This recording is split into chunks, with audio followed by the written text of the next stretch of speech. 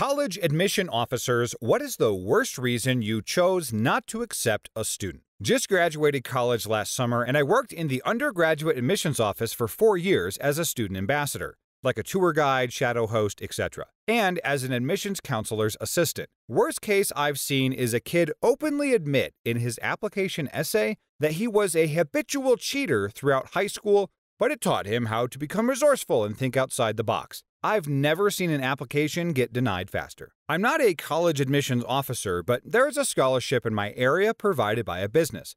It's an amazing opportunity, and I never thought I would get it. Well, lo and behold, I get it. The organization has a representative at my school, so I asked her why I got picked. She asked me what I wrote my essay about, and I told her.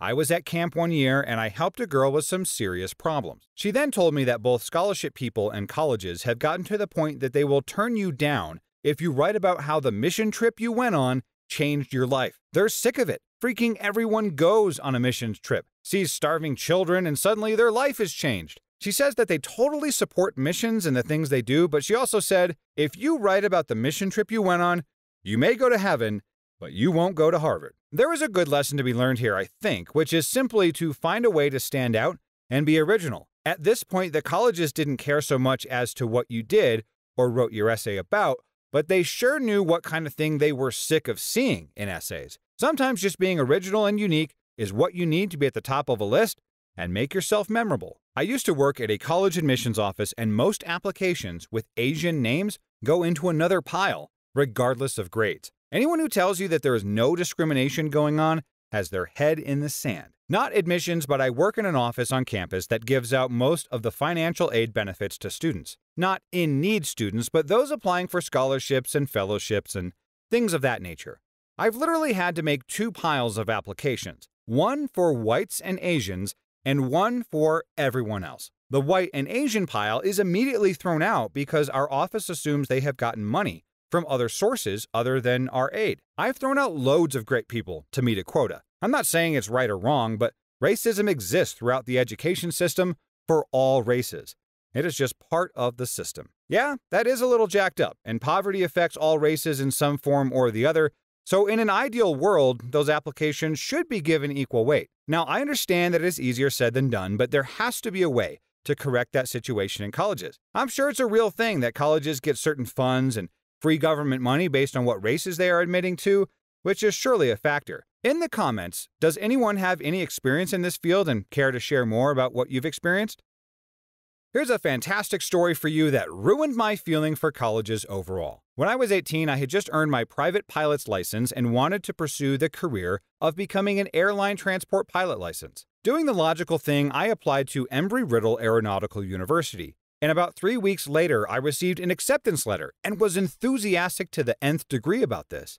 So I started planning my move to Florida to attend and what it was going to be like so far from home, but making my dreams come true. And a little more than a week later, I received a phone call from the admissions office informing me that a mistake was made and that I wasn't accepted due to my math scores. And I'm not great at calc. They told me that there probably wasn't anything I could ever do to get into that college, and that even attending a community college to improve it wouldn't matter. They would still reference this. I told the lady on the phone that I would still show up with my acceptance letter in hand and that I would gladly pay the yearly tuition in September. She laughed at me like the rude person she was and said, that's not how it works, and told me to have a good life and hung up. What a bee. I remember being completely pissed off and decided that if this was how a career in aviation/college was going to be, I was just going to pursue my other passion, IT. End of story. F you, Embry-Riddle. I was in grad school, and grad students have a huge say in who gets admitted into this particular program. We have the prospective students stay with current grad students so we can do some social things and feel out how they are as a person. So I got this kid from a top-flight university. And on paper, this kid was a stellar candidate, but he was such a pretentious a-hole and a straight-up loser nerd. And that is saying a lot, this being grad school admissions. After he left, I sent an email to the head of the admissions saying so in slightly, ever so slightly, nicer words. I got an email back that said, yeah, that guy seemed like a jerk. So we didn't accept 2 people that year, and that guy was one of them, for being a loser in grad school. I'm sure that guy, being the narcissist that he is, probably tells a totally different story to people when they ask if he got into grad school. I'm sure he claimed that he changed his mind and wanted to go to a more prestigious grad school with a better record or something like that, acting like all of those people were beneath him. Everything is everybody else's fault, right? A great call to keep this person out of their program. I'm a teacher, and one of the students I work with had just had his acceptance to Stanford rescinded. He's a low-income minority student with an excellent GPA and ACT scores, and on paper, he's a score for schools that value talent and diversity. So, he got accepted to Stanford. When he got the letter, he tweeted at Stanford saying something along the lines of, "F yeah, I got in." And that prompted them to click on his Twitter, and they saw all his effed up crap about misogyny and drug use. They called our school and told us that they no longer were interested in admitting him as a student. I wonder if he thinks his stupid Twitter posts are worth it now. Probably seemed like a good idea at the time, just tweeting away without a care in the world, and the internet never forgets though, and it never ever goes away. I bet he would have gotten away with the initial tweet of "F yeah, I got in," but his biggest mistake was tagging at Stanford. Silly that he would think that they would even care. Don't like tens of thousands of students go to that school? I don't think they have time for your Twitter feed, bro. I know some schools will reject people if their grades are too high. They have too many extracurriculars, etc. The thought being that these students are basically perfect and will probably get into an Ivy League school. So what's the point of accepting them if they aren't likely to attend? My cousin attended sports science. His grades were all very good, but on the physical exam, it was stated that branded clothes weren't allowed.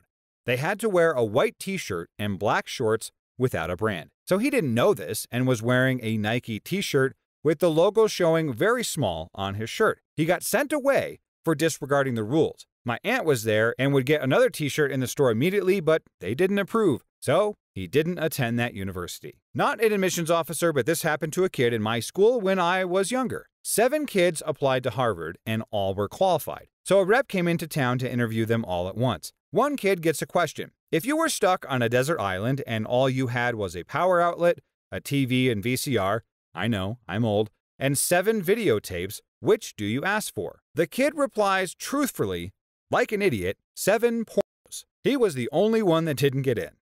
Apparently they don't give out points for a brutally honest answer that probably everyone was actually thinking. Because let's be real, if you are actually stuck on a desert island alone, there will need to be a lot of releasing happening, so you need at least 4 out of those 7 videos to be pornos. It would give you a little bit of variety so that you don't get bored, and the other 3 videos you can rotate in your favorite movies. But at least that way you have all the bases covered. In the comments, what 3 movies would you guys take with you? One of the professors on the admissions board in my graduate program told me about a guy that he interviewed who seemed very intelligent and looked great on paper. However, he noticed that there was something kind of off about the guy mentally. He just didn't seem like he was all there in the head. The professor begged the rest of the committee to reject him, and they agreed since this particular professor was well-versed in neuroscience and psychology. That student went on to become a PhD student in Colorado, where he opened fire on a full theater during a midnight showing of The Dark Knight Rises, killing 12. I'm an admissions counselor for all our Chinese applicants, so you can imagine I get a lot of interesting essays, many of which look like they're either straight from Google Translate or they paid a consultant to write something for them. So one essay I read recently was from a girl who wrote about her experience volunteering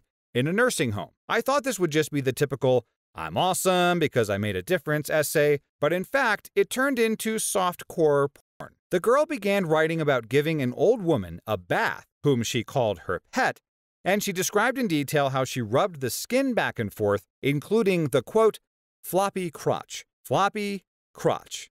Just imagine that visual. Somehow, some deli meat being shaken comes to mind.